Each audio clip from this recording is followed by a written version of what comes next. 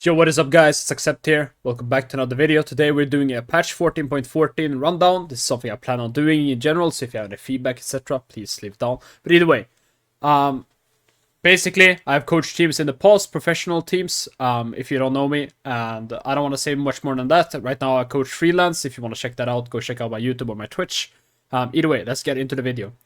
So, generally for the champions getting nerfed, I think it's a pretty good list. From what I've seen, I haven't seen most changes. Only changes I've seen is in Italy.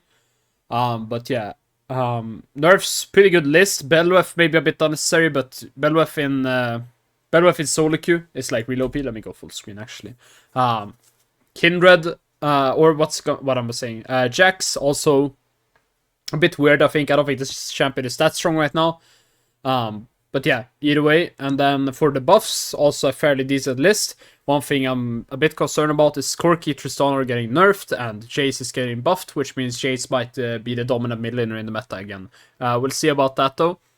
Adjusted Azon, Hecarim, Aurelia, Million Italy, we'll have to see that, and then system changes, Warmogs, and Absorb Life. Alright, we do have the Animal Squad or Operation Animal Squad event coming out, so that will be exciting. That's something to try out. Aurora champion. Yeah, I think Aurora looks really OP from what I've seen. A lot of skill, or a very high skill cap from what it looks like, and unique mechanics, but I think the champion could be extremely strong once people get used to playing it. But yeah, we'll have to see more of that. Alright, so changes.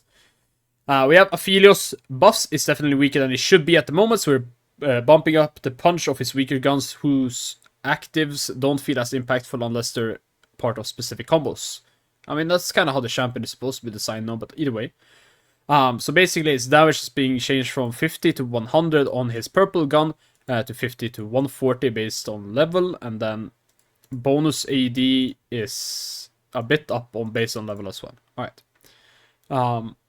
Q sentry gun is also buffed, just flat out damage in general, and his Q white gun rather is buffed flat out, and his Q on the red gun as well also just yeah, it's also just flat out buffed, right? So in general, I mean, these are just the Qs. I don't think they're like it's an extremely strong buff or anything, but Aphelios is a champion that is always on the verge of being meta, right? Because he has a lot of places where he can be good. I think right now he kind of struggles because, well, you're playing ADCs in mid lane and mages in bot lane are not uncommon. So I think that's like one issue for him, and also like just the support meta in general, it's not that easy for him. But this, I could see this change being good for him because right now a lot of supports are Rel, Leona, Nautilus, and he has very good follow-up of his purple gun, etc. These kind of things. So I think he can be strong. Azol, base 80 is buffed. This does basically nothing, I would say. Let's read this first, actually. In his current state, a lot of Azol's power is tied up in his ability to bully lane opponents by tapping his Q, especially in higher skill brackets. I wouldn't agree, but okay. I agree this is something you can do, though. Like, this is something a lot of Azols do, but you don't really bully them. Not only is this unintuitive, but it also doesn't feel like a breath of light as much as it does a burp. We'll be addressing this by shifting some of his power from his Q into more interesting and engaging parts of his kit, like his Astral Flight and Singularity. Alright, so his AD is buffed. This is mainly to give him some more laning power, I assume, and to remove it from Q. Q initial mana cost is up by a lot. After paying the initial cost, additional sustained mana cost is triggered. Alright, sustained mana cost every 0.5 seconds, starting 0.5 seconds into the channel. Every now it's 0.25, starting 1.25 into the channel. Alright, so it's basically, if you do tap it, you pay this, but yeah, it costs a bit more if you tap it, but if you hold it for like a second, it's not that increased. Its mana cost adjustment is unchanged while using Breath of Light during W. Alright. Astral Flight range is buffed by quite a bit. His easing, I mean, this buff will make it so that he can generally roam the map a bit more. That's like one thing in the early game, right? If you do manage to get prio ever, and also like moving to lane, so it's a decent buff. E mana is bumped down at all ranks, or except for the first one. Movement speed debuff. Non-champions are slow to 0 movement speed. Lane minions and jungle monsters are slow to 0. Alright. So basically what this does, right, is that things like Annie or Annie Tibbers, what's it called, Daisy, summons basically are able to move in the E, right? Alright, and our Falling Star, Disguise Descend, buffed AP 10%. You don't stack that much AP on Asol, you build a lot of utility items, but it's still a decent buff. Disguise Descend deals 125 of Falling Star's damage. Alright, and Disguise Descend Shockwave, 90% of Falling Star damage. I mean, in general, I wouldn't say too much change about Asol. I think he's still gonna be, like, the spots where he's strong in, he's still gonna be strong in, and the spots where he's not, it's gonna be the same thing. He's a very specific champion. If you do find a good spot for him, he can be very strong. Alright, Belwef has been too strong in elite level solo queue for a while, and we'd like if her power were more consistent across the various player skill brackets. So we're going back on some of her changes from a 12.12, right after she came out, which meaningfully elite skewed her. By lowering her basic attack range, our goal is to weaken her ability to hit other melee champions before they can strike back. So, her out attack range is knocked down by 25, and her bonus attack range from ult is up by 25. I thought this was a nerf initially as well. But yeah, this barely does anything, to be honest. I mean, yeah, is it a nerf? 100%. But Belwef is still gonna be strong in the early game, and she still has dashes to, like, which is in general what you play for, right? So, she's still gonna be strong in solo queue. Despite recent nerf, Brand's fire is still blazing hot, so Brand is really OP right now. So we're back with another round of nerfs to dampen its flames. Conflagration? How do you say that? Conflagration, okay. Is one of the most frustrating abilities, so we're going after it by lowering both its damage and reducing how frequently it's available to use. So E is nerfed 1 second cooldown on every level, and his magic damage is down by 5, or base damage is down by 5 on every level. I mean, it's a nerf. Is it that noticeable? No. He's still gonna be meta for sure. Still a strong champion. This nerf doesn't do much. Sho'gaf is currently underperforming and a bit weaker than we'd like him to be, so we're increasing the base damage on both his Rupture and Vorpal spikes, so that when you're able to land them, they hit a bit harder and feel more rewarding. Okay. So his Q is up by 5 on each level except for the base level, so 20 at the end. And his E is in general up a bit in damage as well. It's down at the start by 2, but it's up by 18 on level 5, right? So probably, I mean, this is gonna allow Sho'gaf in general to play for more poke in lane potentially, and actually fight back a bit more in lanes. I think Sho'gaf is an underrated champion in general, in certain matchups at least. I don't think the champion is that weak. I think it's a bit underplayed. You can never blind this champion because there are some really unplayable matchups. But there are for sure matchups where you could potentially pick Sho'gaf, and maybe this is a champion we'll see return. Especially like in mid lane, I don't think he's that weak. Corki has a much lower win rate than his power level would suggest, as many mid laners have not moved over to Q max, which outperforms E max in that role. Pros who are building him correctly have identified him as a clearly strong champion, and as a result, he's choking out the competition. In an effort to increase his counterplay in lane, we're making him a little less resilient in early fights. Corki, right now the meta in pro play especially is Corki Tristana basically every single game. So Corki and Tristana getting nerfed makes a lot of sense. Recommended skill order is changed so that it's now Q maxing first, and its base HP is changed by 30. I mean, is it a nerf? Yeah, 100% it's a nerf. Does it do much? No, it doesn't. Corki is still a strong champion for sure. Because Corki is not strong because of his base HP or anything like that. Corki is strong because it deals a lot of damage in the early game, and it deals a lot of damage in the late game.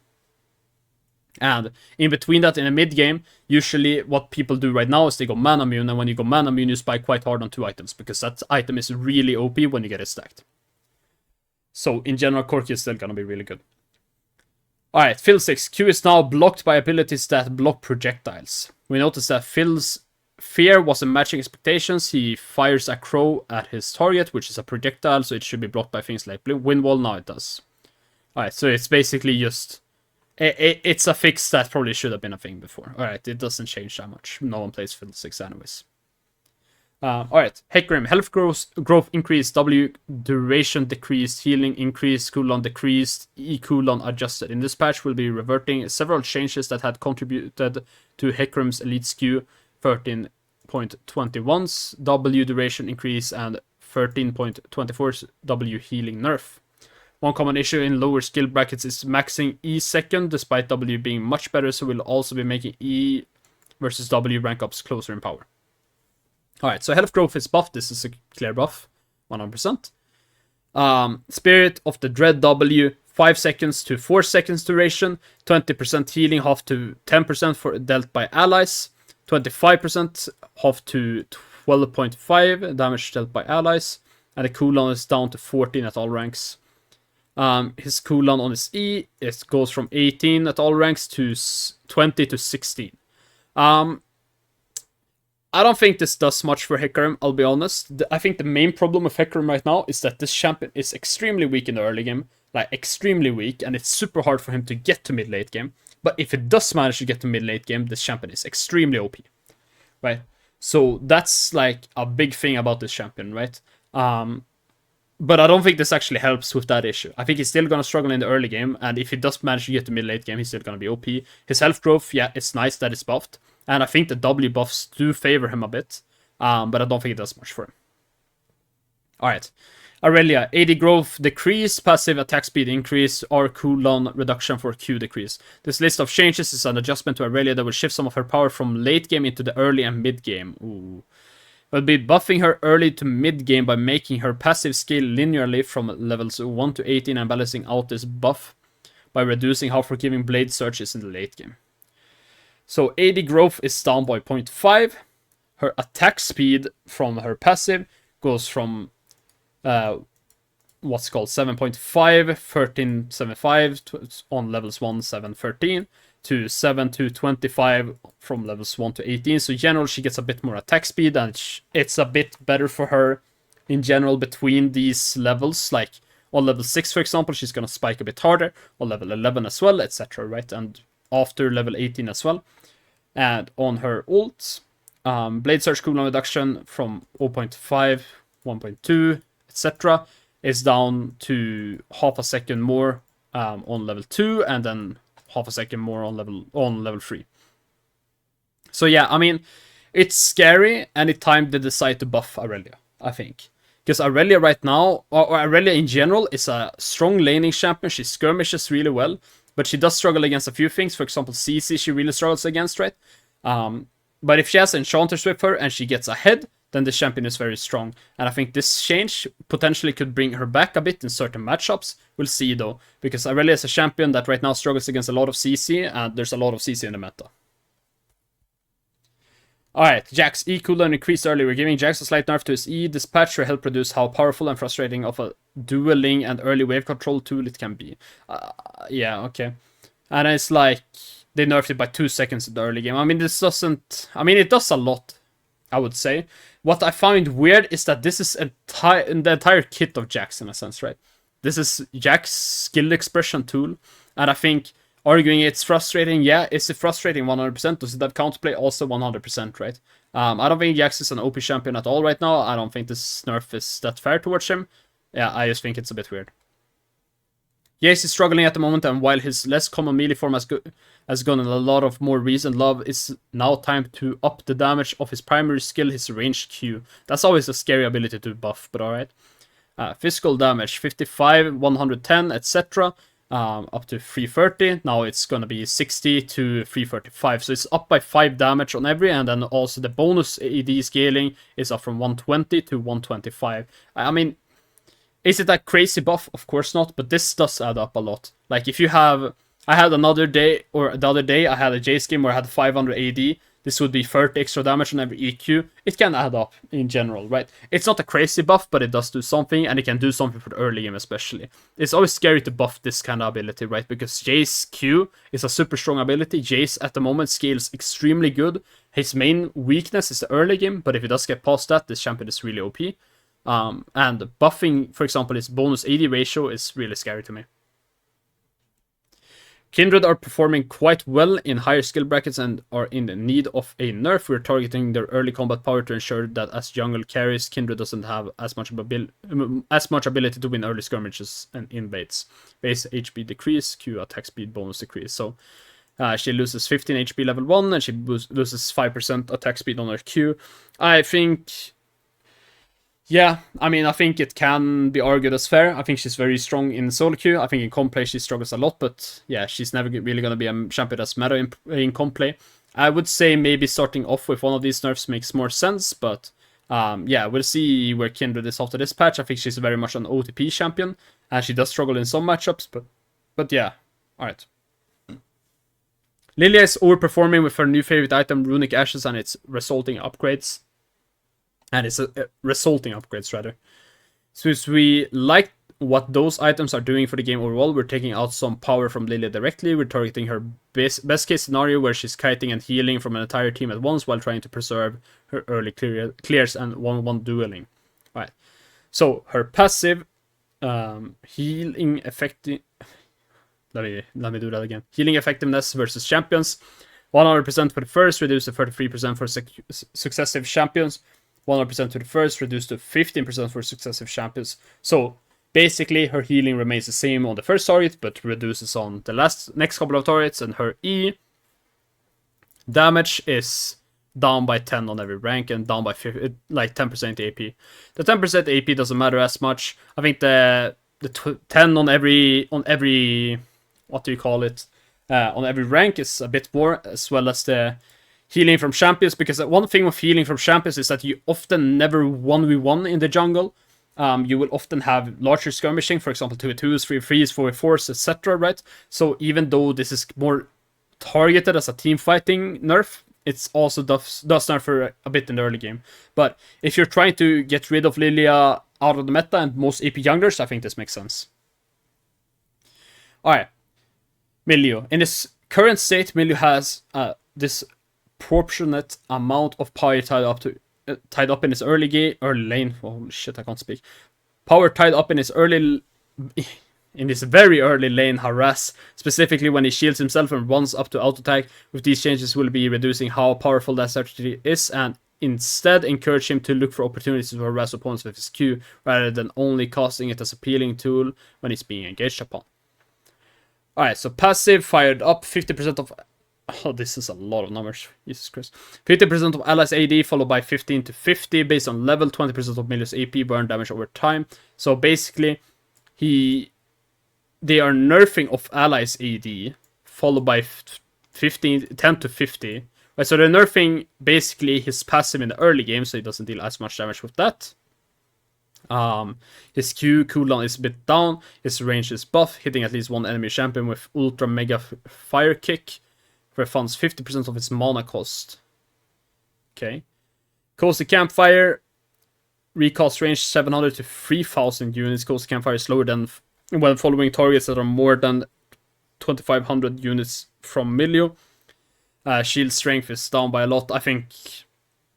Yeah, I don't really like this. I think this just guts completely the Milio champion is what I would say.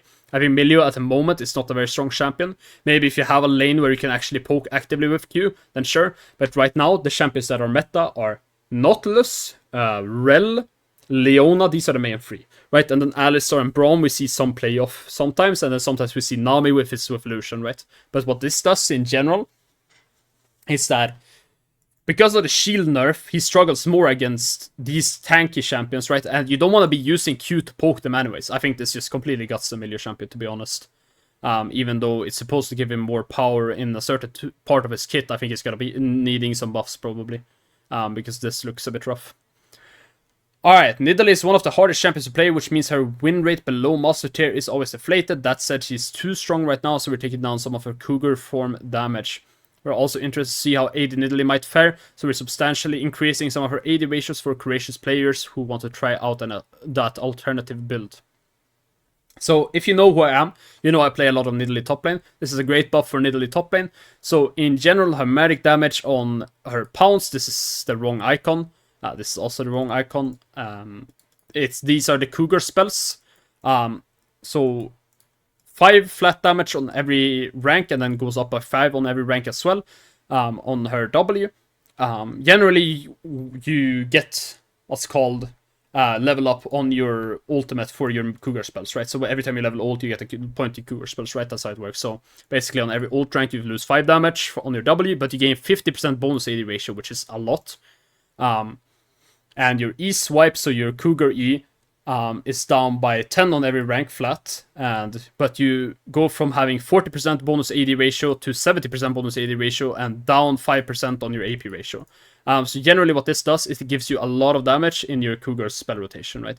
The build I like going right now on Nidalee top lane is Triforce Showdown, and if you have Doran's Blade on top of that, you have 110 bonus AD. This gives you basically, well, usually you have 2 Ws in that rotation, so you would generally gain, what is it, 110 then bonus 80 on that, and then plus 30%, right? So you would gain ish like 150 damage extra on your combo, which is a lot. Of course, you lose the base damage, so let's say we lose maybe 15 here, and we lose like 10 here, so we lose 25, right? So we would gain 125, but this is in general a pretty good buff to aid in Italy.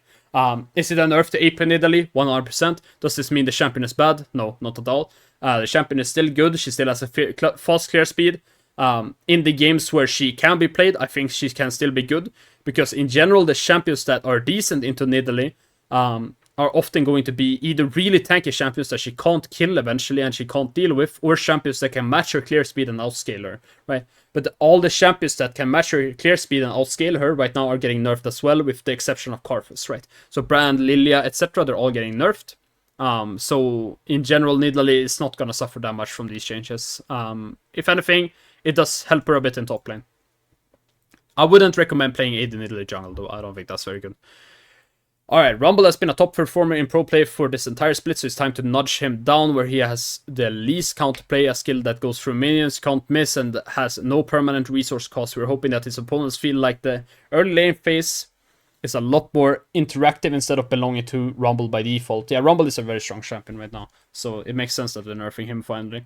So 125 to 185 goes down to 80 to 180, and that's the main nerf on his Q. This is a lot of damage in the early game, because this accounts for the overheat as well, right?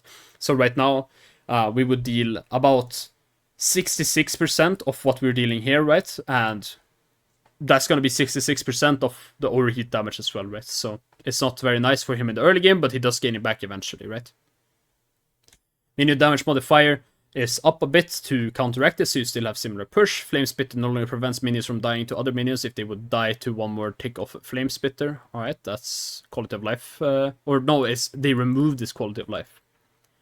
Alright, that's interesting. New Flame Spitter now deals one bonus tick of damage, ability duration permitting, if it would kill a lane minion. Right, so they removed this to make sure that the minions don't just target other minions to start pushing faster, but they do this so that you kind of like, it's just another quality of life. It doesn't do anything. But this does a lot. It does nerf Rumble's early game. It does mean that there's some matchups where he's going to struggle to harder to bully, especially tanks is what I'm thinking. Where the tank usually would, or in general any champion that is melee and wants to rush MR versus Rumble, it makes the lane phase a lot easier for them because they can survive these early levels without MR, and when they finally do get MR, that's when Rumble will be back on his kind of ish same power level as before. So it's a decent nerf to him. Alright, Sion, W damage increase. Sion's just a touch weak at the moment, so we'd like to bring him up to the level of some of the stronger top lane tanks. We're doing this by raising some of his early damage threat when facing other top laners. So magic damage is the same base damage, but he's up basically from 10 to 14 on level 1, and then it would go to 14 before on level 5, but you max W quite late. So basically, during the entire lane phase, you get 4% extra target max HP damage on your W. It's a decent buff. It's nothing crazy. It's not going to mean Sion is Omega OP or anything, but it's nice, and it does mean that he's going to be a bit more playable in some of the rougher matchups. Or in some of the closer matchups where he might now actually get picked, for example, if enemy picks Orange, something like this, right? Alright, Smolder, Q base damage increase. We're looking to flatten Smolder's power over game time a bit, and his early game is not quite as fiery as we intended to be, especially giving Smolder some additional laning firepower so he can a bit scrappier of Dragon. So his damage goes up by 5 on every rank. Yeah, it doesn't do a lot. Is it good? Yeah, I mean, it's fine. It's fine. 5 extra damage, you won't complain. Is it crazy? No. Yeah, it doesn't do much for the champion. I think it's same thing as the Azul changes. In the games where Smolder is a good champion, he's still going to be a good champion. In the games where he's not going to be playable. Alright. Tristana has completely overtaken the pro scene in mid lane and is too strong in solo queue as well. We're looking to mid lane skew her nerfs this patch by increasing the mana cost for the abilities she spams to push in mid lane. The base mana increase gives her the first rapid fire for free, and rocket jump is being made cheaper to ensure that she can still live her resetting dream. Alright, so her base mana is up by 50. Her Q rapid fire cost is up to 50 as well. And her attack speed is down by 15% on every rank as well, and her rocket jump is down by 10. This is quite a big nerf, because right now Tristana is spamming Q a lot to get push, especially later on in the game as well in teamfights. You want to be perma-spamming this side lane in teamfights, etc. And her attack speed is also nerfed, so it's just a clear nerf, right? She's still probably going to be decent, but she's going to be a bit more situational now, I would say. I would say Corki is probably a bit better of a champion because of this. Because right now it's like Corki Tristana is kind of, okay, which matchup do you favor? But these nerfs, I would say, do more than Corki nerfs. Alright. Zed's been stuck in the shadows recently, and not in a good way. So we're looking to give him a bit more of an edge in the early game by sharpening his shuriken and giving him a bit more combo power with his C. So his Q damage is up by 10 on every rank, that's pretty nice, and his cooldown reduction per enemy champion hit is from 2 to 3 seconds. This is really good. This is really good, I would say. This is just 50% more, right? This is something, if you're a good Zed player, like you use a lot, I would say. And, I mean, the base damage on Q is a nice change as well, right? It does mean that if you manage to land 5 Qs, something like that, right? I mean, it can do a lot in the long term, right? So yeah, a pretty nice buff. Zyra is currently outperforming her competition in both jungle and support. I would not agree, but yeah. So we're weed whacking her plant damage with some nerfs, compensating a bit of AP ratio in order to move her towards AP-centric items like Death Cap and to bridge the rather large gap between Leandris and Blackfire.